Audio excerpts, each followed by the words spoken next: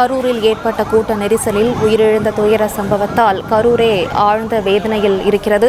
இதில் 60க்கும் மேற்பட்டோர் மருத்துவமனைகளில் அனுமதிக்கப்பட்டு சிகிச்சை பெற்றும் வருகிறார்கள்.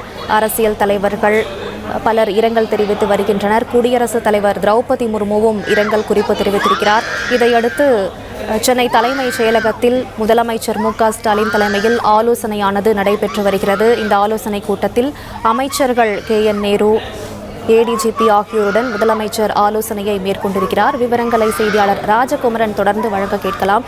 ராஜகுமரன், தற்போது கரூரில் எத்தனை மருத்துவமனைகளில் எத்தனை பேர் தற்போது வரை சிகிச்சையில் இருக்கிறார்கள்? அவர்களின் நிலைமை தற்போது என்னவாக இருக்கிறது? விரிவாக சொல்லுங்கள்.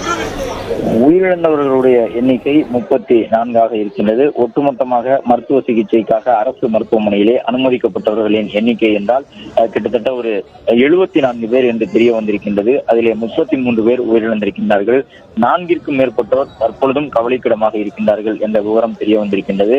அது மட்டுமல்லாமல் இறந்தவர்கள் எண்ணிக்கை கிடைத்திருக்கின்றது தவிர யாரெல்லாம் இறந்திருக்கின்றார்கள் என்பது இன்னும் முழு விவரம் கிடைக்கவில்லை. எனவே இறந்தவர்களுடைய புகைப்படங்களை வைத்து அவர்களுடைய உறவினர்களிடம், அழுது கொண்டிருக்கக்கூடிய நபர்களிடம் யாருக்காக அழுகின்றீர்கள் என்று கேட்டு அவர்களுடைய புகைப்படத்தை வாங்கி அதன் பிறகு காவல்துறையினர் உள்ளே சென்று பிணவரையில் வைக்கப்பட்டிருக்கக்கூடிய அந்த உடல்களை பார்த்து உறுதி செய்து கொண்டிருக்கின்றார்கள். குடும்பத்தினர் வழங்கிய புகைப்படமும் உள்ளே இருக்கக்கூடியவர்களின் உடல்களில் ஏதேனும் ஒரு புகைப்படம் அவற்றோடு ஒத்து போகின்றதா என்பதை பார்த்து இறந்தவர்கள் தொடர்பான விவரங்களை சேகரிக்கக்கூடிய பணியை காவல்துறையினர் தொடங்கி இருக்கின்றார்கள். இந்த துயரமான தருணத்திலே அங்கே இருக்கக்கூடியவர்களுடைய மனநிலை இன்னும் வேதனையாக இருக்கின்றது. தங்களுடன் வந்தவர்கள், தங்கள் குடும்பத்தை சார்ந்தவர்கள் இறந்து விட்டார்களா, இருக்கின்றார்களா என்பதை தெரிந்து கொள்ள முடியாத அளவிற்கு அவர்கள் ஒரு பெருந்துயரோடு இருக்கின்றார்கள். அதே நேரம் இறந்த அந்த 34 உடல்களும் வைக்கப்பட்டிருக்கக்கூடிய அந்த உடற்கூறாய்வு பகுதியிலே காவல்துறையினர் புகைப்படங்களை அடிப்படையாக வைத்து வெளியில் இருக்கக்கூடியவர்களிடம் அவர்களுடைய உறவினர்கள் பற்றிய புகைப்படத்தை வாங்கி வந்து அந்த புகைப்படத்தையும் உள்ளே இருக்கக்கூடியவர்களுடைய புகைப்படத்தில் அந்த உடலில் ஏதேனும் ஒன்று புகைப்படத்தோடு ஒன்றி போகின்றதா என்பதை பார்த்து யார் இறந்தார்கள் என்பதை எல்லாம் பார்த்துக் கொண்டிருக்கின்றார்கள். மற்றொரு பக்கம் அமைச்சர் அன்பில் மகேஷ் முதலமைச்சருடைய உத்தரவுக்கு இணங்க மருத்துவமனைக்கு வந்திருக்கின்றார். அவசர சிகிச்சை பிரிவில் அனுமதிக்கப்பட்டிருக்கக்கூடியவர்களுக்கு வழங்கப்பட்டு வரக்கூடிய சிகிச்சை முறைகள் குறித்து அமைச்சர் அன்பில் மகேஷ் கேட்டறிந்திருக்கின்றார். கரூர் அரசு மருத்துவமனையிலே மேலும் 2 குழந்தைகள் அழைத்து வரப்பட்டு தற்போது அனுமதிக்கப்பட்டிருக்கின்றார்கள். 2 குழந்தைகளில் 2 குழந்தைகள் மற்றும் ஒரு ஆண் என்று 3 பேர் அனுமதிக்கப்பட்டிருக்கின்றார்கள். அமைச்சர் அன்பில் மகேஷ் வந்திருக்கின்றார்.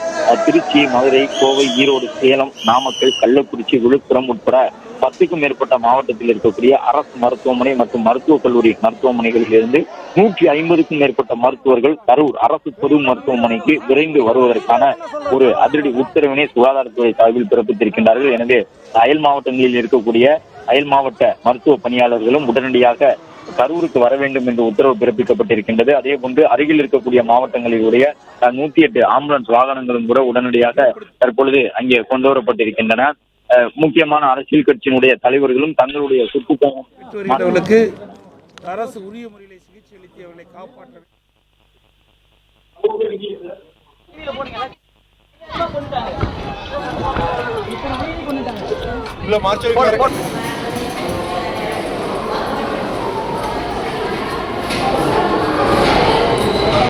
எல்லாத்தையும் எடுங்க, டிவியில போடுங்க, எல்லாத்தையும் கொண்டுட்டாங்க, அநியாயமா கொண்டுட்டாங்க.